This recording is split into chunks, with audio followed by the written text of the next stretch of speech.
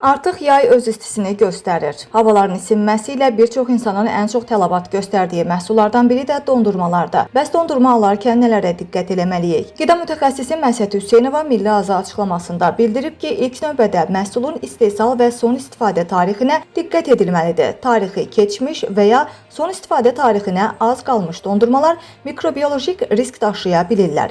Dondurmalar -18 dərəcə temperaturda saxlanmalıdır. Əgər məhsulun üzərində don açılıb yenidən donubsa, bu dondurmanın təkrar dondurulduğunu göstərir və zəhərlənmə riski artır. Qablaşdırmanın forması dəyişibsə və ya içərisində buz kristalları varsa, bu artıq təhlükə siqnalıdır. Xüsusilə qeydiyyatssız köşklərdə günəş altında saxlanılan dondurmalardan uzaq durmaq məsləhətdir. Tanınmış və etibarlı markaların məhsullarına üstünlük vermək riskləri azaldır. Qablaşdırma üzərində AZS standartı və ya müvafiq sertifikatların olması məhsulun daha təhlükəsiz olduğunu göstərir.